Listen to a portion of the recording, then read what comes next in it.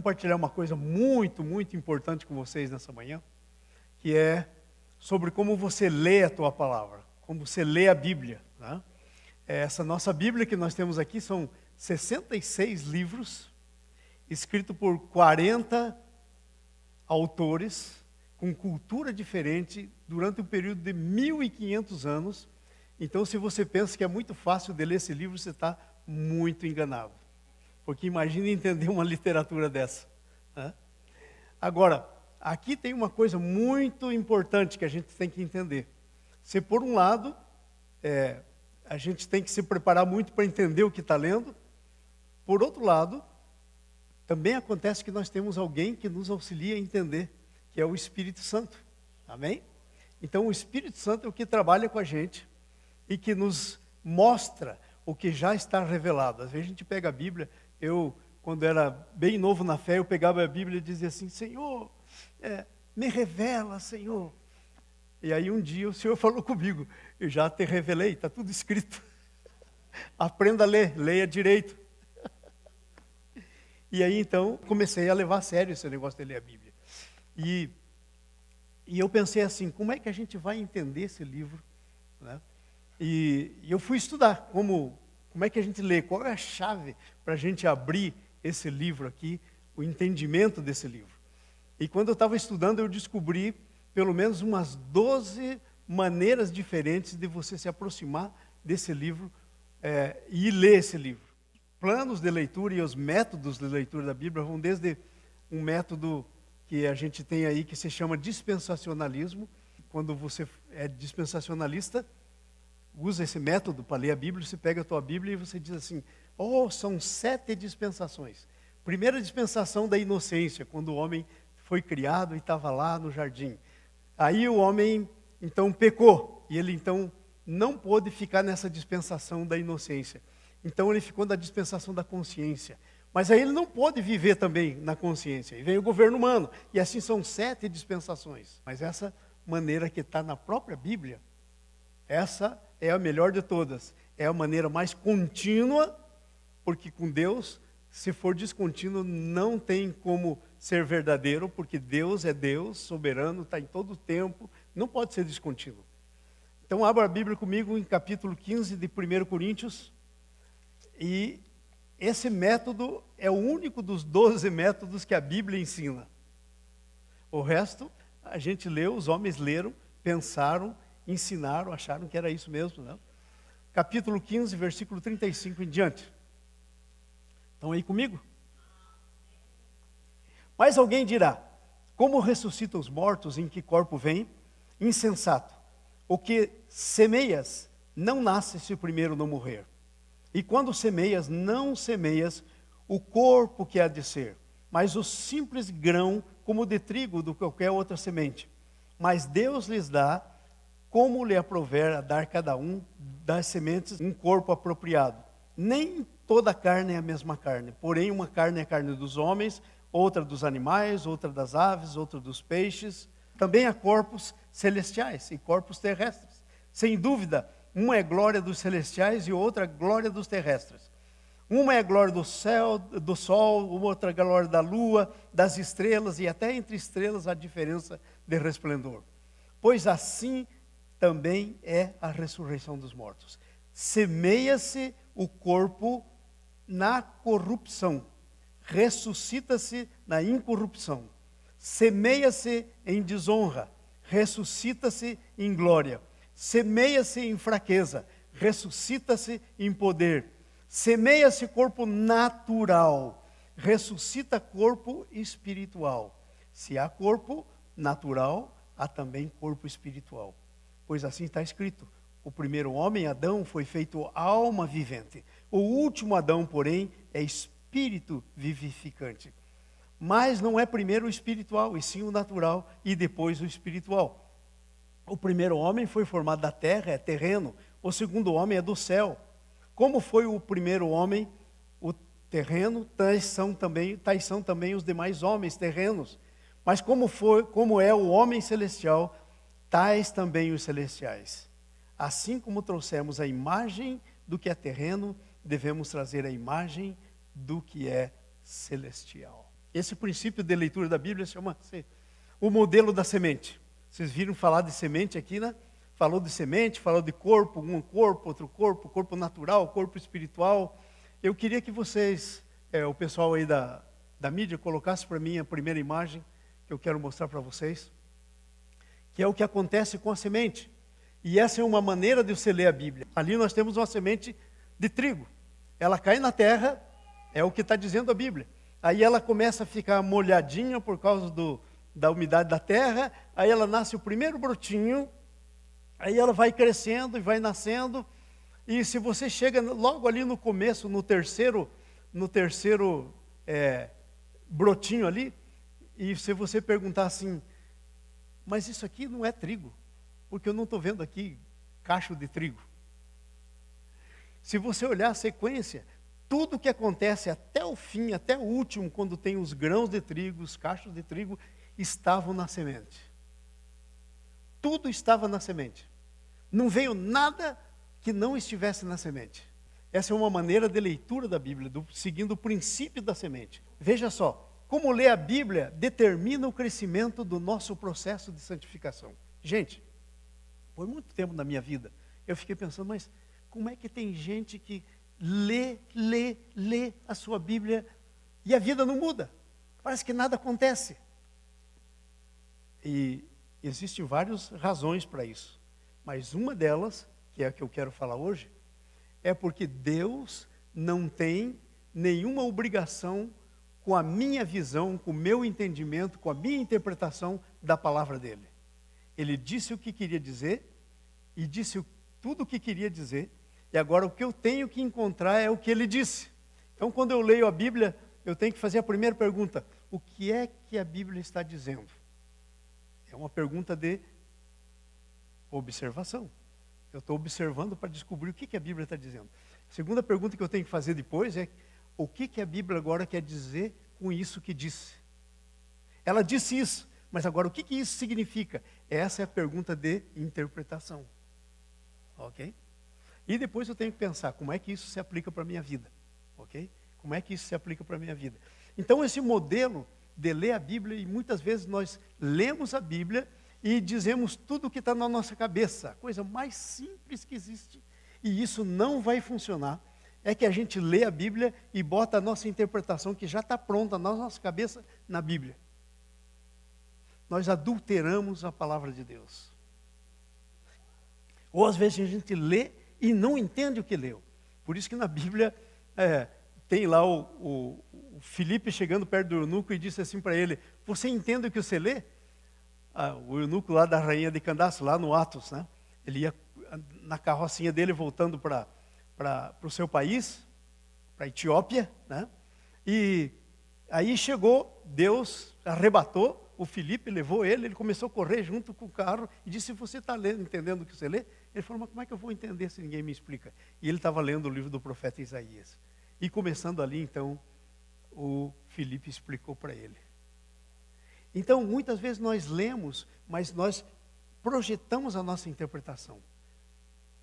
A Bíblia não vai funcionar, porque o Espírito Santo não vai trabalhar em nós, porque ele só tem compromisso com o que ele disse. Então, o meu grande trabalho é o seguinte: não é encontrar uma nova revelação, toda revelação já está aqui, mas o meu grande trabalho agora é ser iluminado, é Deus iluminar os meus olhos para mim entender a revelação. A revelação já está aqui. Então nunca peça para Deus te revelar coisa a respeito da Bíblia, porque já está aqui a revelação. Peça para Deus iluminar os teus olhos para você entender a revelação que está aqui. Ok? Então a falta de entendimento impede de que a palavra mude a tua vida. Mas tantas vezes eu li na Bíblia que a palavra de Deus foi lida e veio um quebrantamento. Por exemplo, lá no livro de Esdras, lá no Velho Testamento, ele leu a palavra perante o povo de Israel, e aquele povo de Israel entrou num quebrantamento tremendo. E às vezes a gente vê as pessoas lendo a Bíblia, e muitas razões existem para que não entre no quebrantamento, mas uma delas é porque às vezes está lendo a Bíblia errado.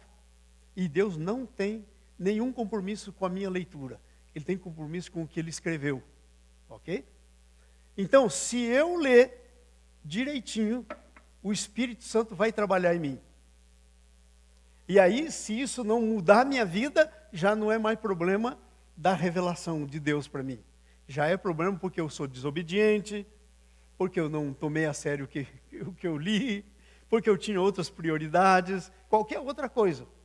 Mas, para mim, a primeira das coisas é ler a Bíblia com consistência. Então, olha só. Jesus nos ensina que temos que ser santificados pela palavra de Deus, que é a verdade. João 17, versículo 7. Pai, santifica-os na verdade. A tua palavra é a verdade. Sem uma leitura condizente da Bíblia, não há santificação. Porque a santificação é produzida pelo Espírito Santo através da palavra. A palavra é a espada do Espírito Santo. Então, quando o Espírito Santo não usa essa espada, fica tudo do mesmo jeito. Ok? Então, Jesus fez essa oração. A palavra, o fruto que permanece, é o que produzimos por esse processo de santificação, através do qual nós nos tornamos discípulos. João 15, versículo 8 e 16. E Jesus disse, então, vós sereis meus discípulos. Se a minha palavra permanecer em vós, e vós nas minhas palavras, então sereis meus discípulos. E aí no próximo versículo lá, no outro versículo diz assim, e o fruto que vocês vão produzir é um fruto que permanece. Muitas vezes nós produzimos um fruto que não permanece. A gente às vezes diz, o Senhor falou comigo e tal, mas de repente esse fruto apodrece. Não é um fruto permanente. E por que não é um fruto permanente? Por muitas razões.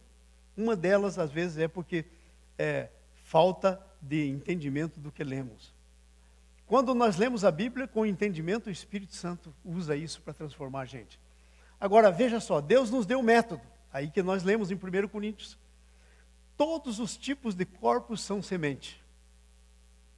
O corpo dos passarinhos são semente.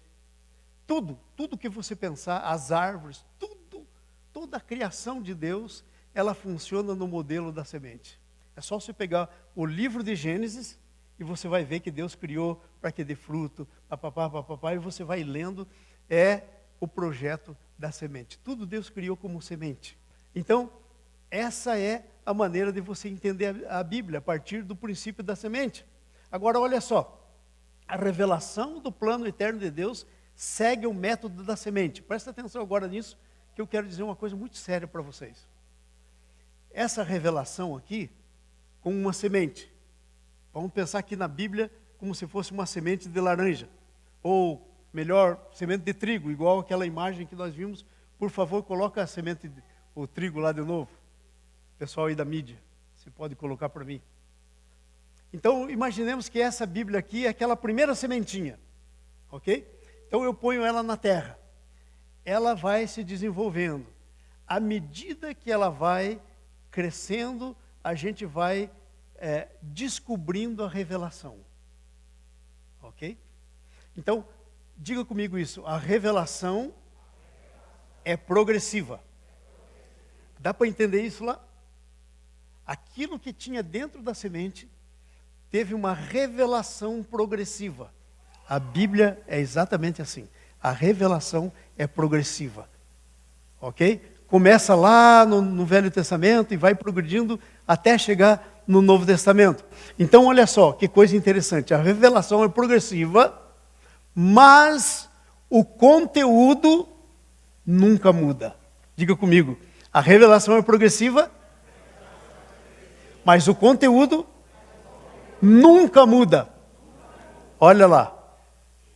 O que tinha dentro daquela semente nunca mudou. Nunca mudou.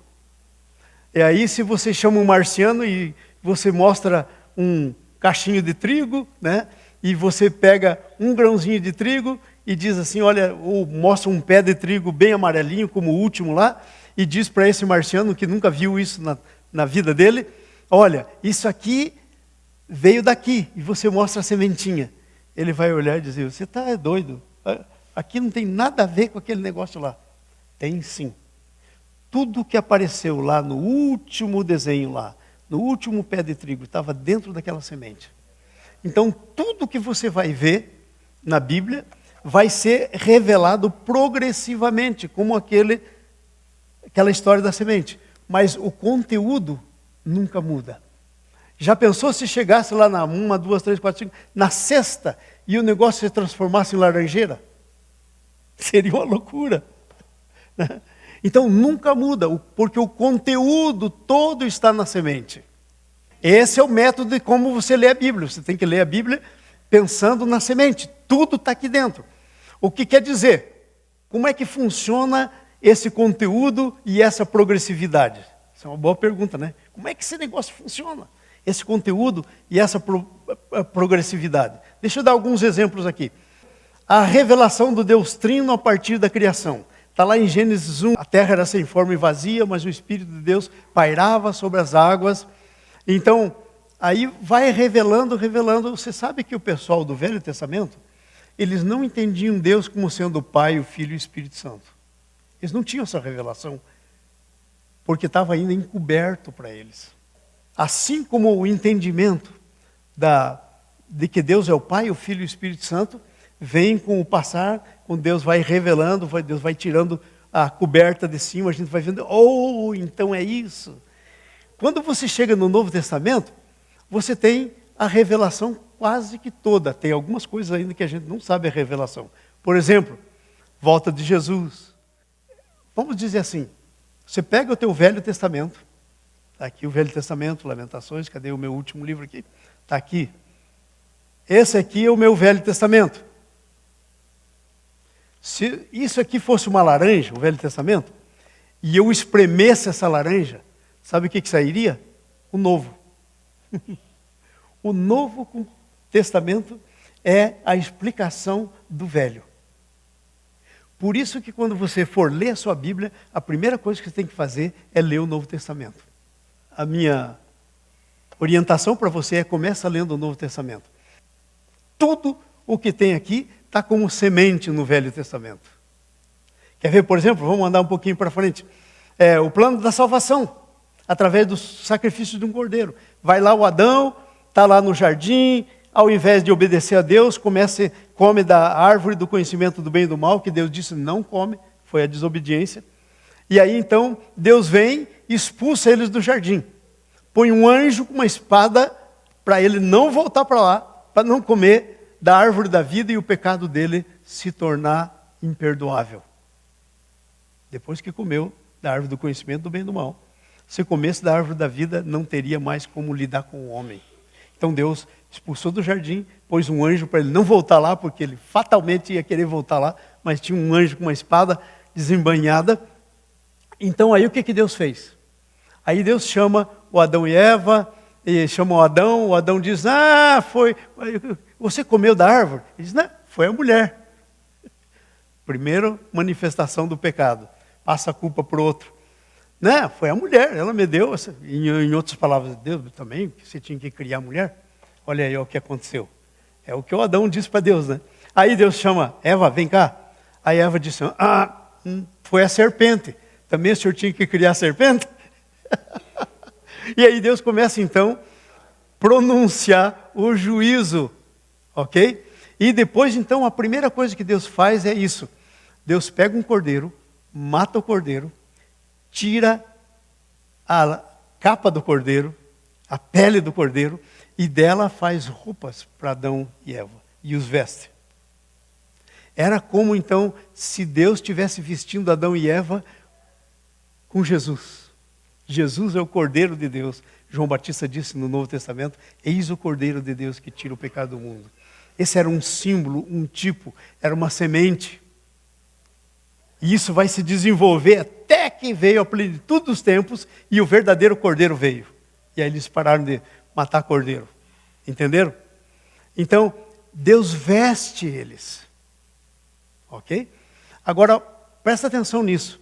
Ali está o plano de salvação. Porque o homem já não podia se salvar por ele mesmo, porque era pecador. Como é que um pecador vai satisfazer a santa, total, 100% justiça de Deus? Não tem jeito. Então, tinha que ter um substituto, que foi o cordeiro. Tinha que pagar o preço, foi o cordeiro. era a morte do cordeiro, o sangue do cordeiro satisfazia a justiça de Deus. Assim como a morte de Jesus e o sangue dele satisfez a justiça de Deus, aquilo era uma semente. Quanto que Abel sabia em comparação com você e comigo hoje? Quase nada. Quase nada. O que ele fez foi entrar, foi aceitar o plano de Deus para a salvação dele. E ele aceitou e entrou. Não era pelo quanto ele sabia. Entenderam? Então, não é pelo quanto a gente conhece, mas é pelo quanto a gente sabe e entra naquilo que a gente sabe. Amém? Então, olha só. O conteúdo disso. Aí vem a lei.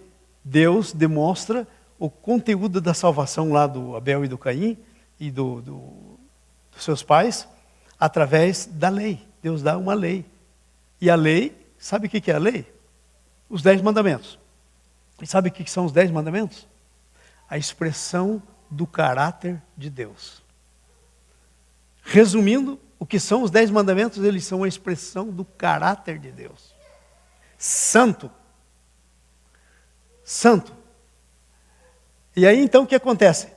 Lá na lei, Deus mostrava 2 coisas para a gente. Ok? Juízo e o seu amor. Deus é justo. Não pode deixar, ele não vai deixar por causa da sua justiça, nada passar em branco. Se ele deixar, já não é mais Deus. Não é o Deus da Bíblia. 100% santo. Mas ele é 100% amor ao mesmo tempo. Então, por causa dessa combinação da sua justiça e do seu amor, é que Jesus nasceu. É que o cordeiro morria. Entenderam? Então, a morte do cordeiro satisfazia a justiça de Deus. O sangue que eu tinha que derramar, ele derramou no meu lugar. O pecado que eu tinha que morrer, ele morreu no meu lugar. O inferno que eu tinha que ir, Jesus foi lá no meu lugar.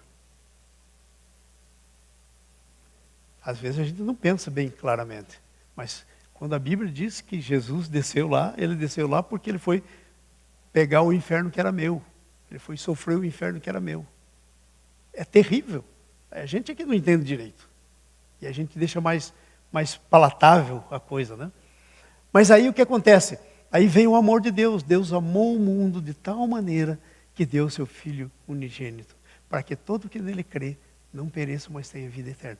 E como é que Deus, então, executa o amor em você? Quando a sua justiça foi satisfeita. Entenderam? Vocês entenderam isso bem, claramente? Isso é sério, porque às vezes a gente está querendo uma justiça própria. E a gente não tem. E Deus nunca vai fazer nada com você que comece em você. Tudo que Deus vai fazer, e você pode dizer o que você quiser, tem que começar na pessoa de Jesus. Por exemplo, provisão. Às vezes a gente fica orando, oi Senhor, me dá uma provisão aqui. Aí Deus diz, hello, eu já te dei toda a provisão quando meu filho morreu, e ele disse, teresestai, o grego lá, ele estava dizendo, está consumado, já não tem mais nada que fazer. Toda a provisão já está feita.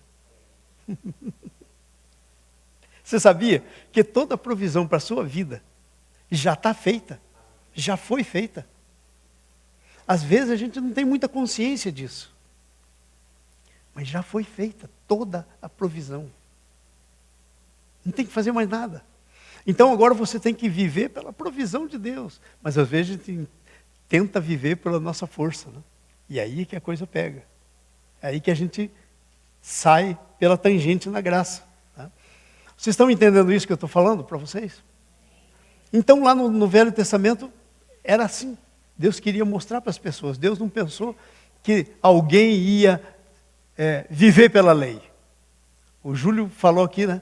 Que quando Deus disse, o Moisés subiu no monte e Deus disse, vai lá e fala para eles que eu vou dar a lei para eles. E o povo de Israel disse assim, manda ver aí que a gente obedece tudo que o Senhor falar. Aí Deus começa a falar, trovão, relâmpago, treme o monte. E ele diz, não fale mais com a gente, fale o Moisés com a gente. E eles pensaram que iam poder fazer tudo. Então, Deus não pensa que você vai cumprir a lei. Sabe o que é que a Bíblia ensina em relação a você e a lei? A Bíblia ensina que a lei se cumpre em você. Romanos capítulo 8, 8:1.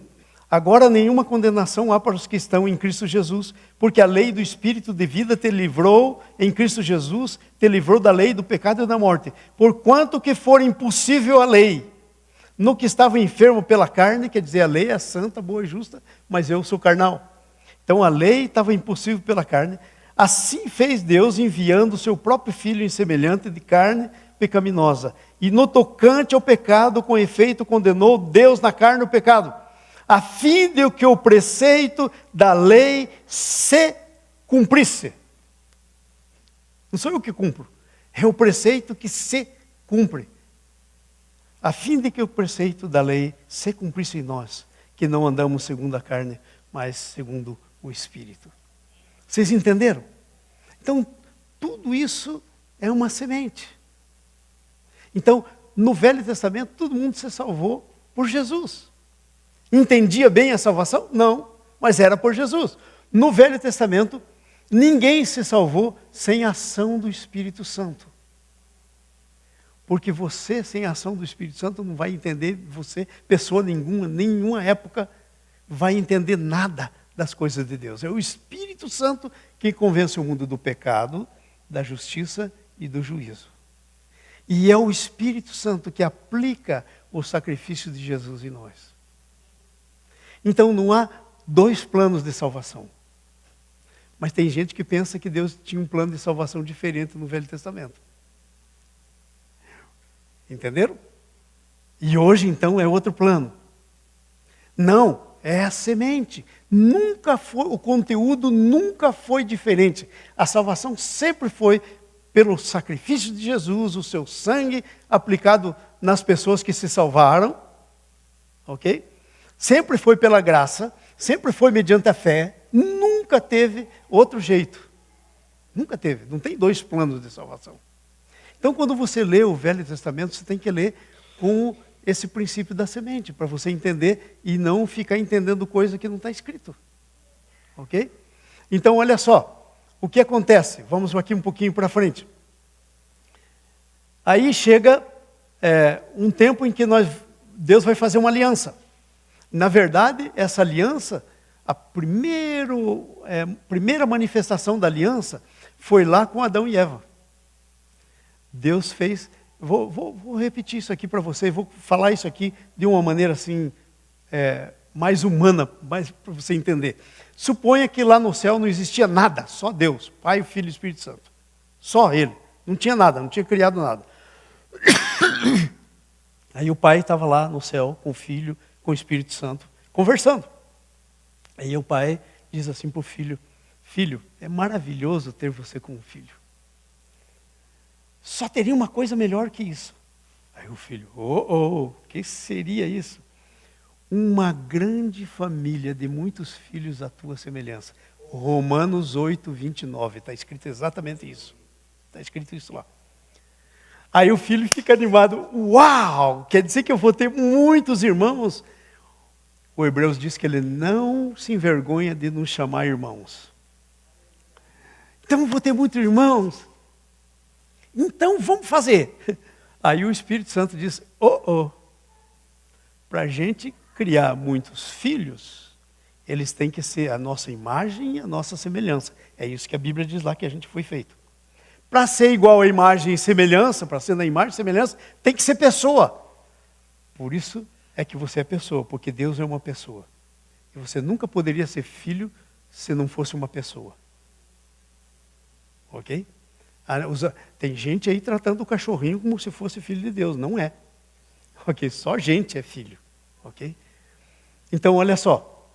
Aí o Espírito Santo diz: olha só, para criar como pessoa, nós vamos ter que dar vamos ter que deixar eles exercer o livre-arbítrio deles. A decisão deles. Mas olha lá o que eles vão fazer, porque Deus já sabia tudo, né? E aí eles vão fazer bobagem. A gente vai pôr 2 árvores e vai dizer: não come dessa. E eles vão lá e vão comer daquela. Então foi por água abaixo. O plano. Já não dá mais. Porque aí não vão poder ter filho, né? Porque todo mundo lá, pela desobediência, se tornou filho do diabo. Terrível essa palavra, né?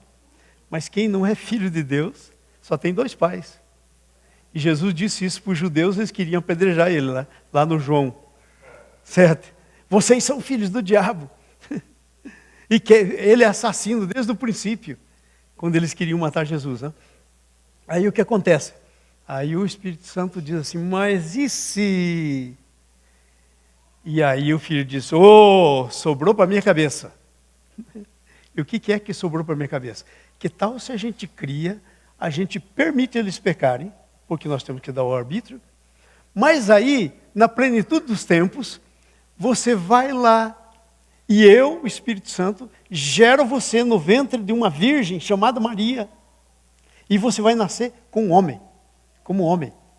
Você vai ter 2 naturezas. Essa que você já tem, é Deus. Mas vai ter uma que você não tem ainda, é homem. E você então se torna o segundo Adão. É isso que quer dizer Jesus, o segundo Adão. E aí o filho diz, ai, ai, ai, ai, ai, ai. E o Isaías, capítulo 53, diz que ele viu o fruto do penoso trabalho dele, e ele ficou contente e ele disse sim. E é por isso que você está aqui hoje. Porque ele disse sim, ele é o segundo Adão. Ele veio, morreu por você. Jesus é a videira verdadeira, lá do João 15.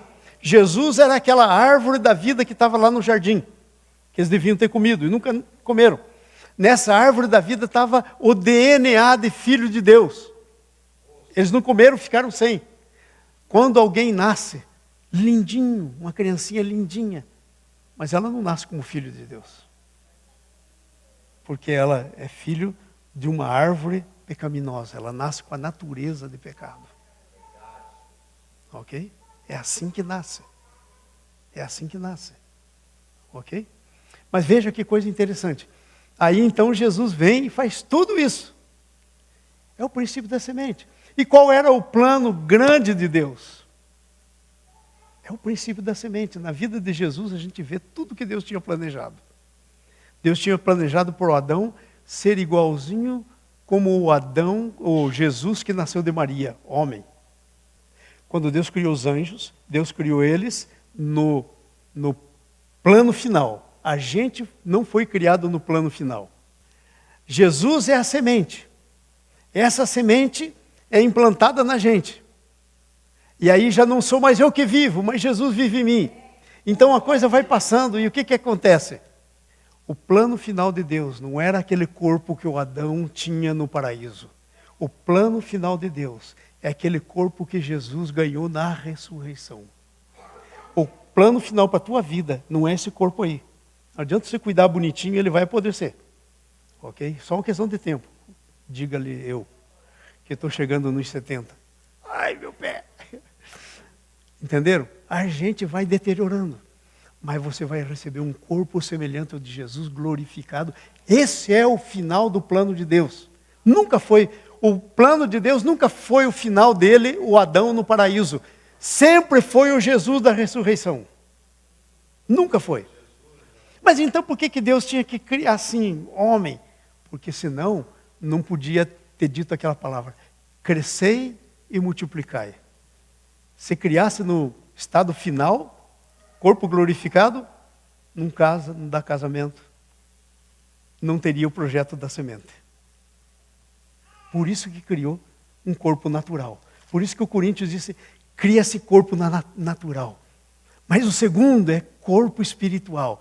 Vocês ainda não receberam o corpo espiritual definitivo que vai substituir esse corpo da carne.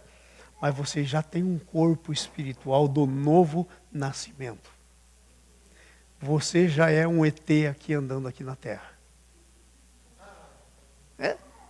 Nasceu de novo? A Bíblia diz que quando você nasce de novo, você é tirado do reino das trevas para o reino da luz. Daí tem gente dizendo assim, mas na velha aliança era assim, na nova aliança é desse jeito. Como se o conteúdo da velha aliança fosse diferente do conteúdo da nova aliança. Erro terrível. Leitura maligna. adulterando a palavra de Deus. A velha aliança tinha todos os princípios que tem na nova aliança. Ela era um tipo. Querem que eu leia para vocês isso? Vamos ler. Ora, a primeira aliança também tinha preceitos do serviço sagrado e o seu santuário terrestre. Mas no segundo, o sumo sacerdote, ele sozinho, uma vez por ano, não sem sangue, que oferece por si mesmo e pelos pecados de ignorância do povo. Querendo com isto dar a entender o Espírito Santo, que ainda o caminho do santo lugar não se manifestou. Diga comigo, manifestou. Já existia? Já. Mas não tinha se manifestado. O conteúdo é o mesmo. Enquanto o primeiro tabernáculo continua erguido. Vamos para frente. Isto é uma parábola para a época presente. De novo, outra vez. Isto é uma parábola para o tempo presente. De novo. Isto é uma parábola para o tempo presente. É uma parábola. O Velho Testamento é uma parábola que mostra para o Novo. É a semente. Todos os princípios do Novo Testamento estão lá no Velho Testamento, como semente. E no Novo Testamento, a árvore cresce, a videira cresce, produz fruto. Eu estou enxertado na videira, você é enxertado na videira. Mas todo o Velho Testamento. Isso quer dizer o seguinte, que nada do Novo Testamento, hoje em dia, deixava de acontecer no Velho Testamento. O pessoal não entendia bem, mas acontecia. Por exemplo, e eu estou terminando com isso. Eu acho importante isso. No Velho Testamento tinha 3 festas. A Páscoa, que era a morte de Jesus, a morte do Cordeiro. Aí vinha o Pentecostes, 50 dias depois da Páscoa, eles celebravam o Pentecostes. Vou explicar um pouquinho. Eles traziam os primeiros frutos colhidos do trigo. E eles moviam perante Deus. Aí depois vinha a festa das cabanas, que ainda não aconteceu. Então veja só, tem muita gente hoje dizendo, mas o Espírito Santo no Velho Testamento, ele não morava nas pessoas. Gente, se não morava nas pessoas, não tem ninguém do Velho Testamento no céu. Porque segundo a Bíblia, o Espírito Santo é o selo, a marca que garante o teu céu. E que garantiu o céu de todo mundo que está no céu. Mas tem gente que diz assim, não, mas hoje em dia a gente tem o Espírito Santo, os dons.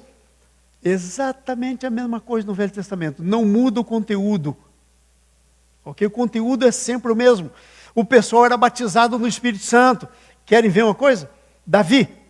Deus ungiu lá o Saul bobeou, perdeu o reino. Aí Deus disse para o Samuel, vai lá, pega um negócio de azeite e vai derramar na cabeça do Davi.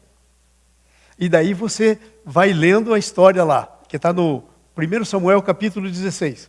Você vai lendo a história e vem lá o Samuel, faz um sacrifício, porque estava com medo. Porque ele ia ordenar, ungir um outro rei, e tinha um rei, esse outro rei ia matar ele. Então ele estava com medo. Eu vim fazer um sacrifício. E aí então, vem os filhos. Ah, esse é o ungido. Não. Ah, esse é o ungido. Passa todo mundo, e aí ele fica assim, será que eu entendi mal ou será que Deus se enganou? Mandou eu aqui para ungir alguém, passou todo mundo aqui. Ei, ô Jessé, você não tem mais algum filho aí por acaso? Ah, tem o Davi, está cuidando das ovelhas. Chama o menino, porque sem ele não vai ter comida. Aí ele vem, quando o Davi chega, Deus diz, é esse. Eu não vejo como homem, eu vejo o coração. Então, a Bíblia diz no versículo 16, lá do capítulo 16 de 1 Samuel. O Samuel põe o óleo na cabeça dele, era um símbolo do Espírito Santo, e diz que o Espírito Santo daquele dia em diante se apossou de Davi. Pode pôr esse versículo para mim aí, por favor?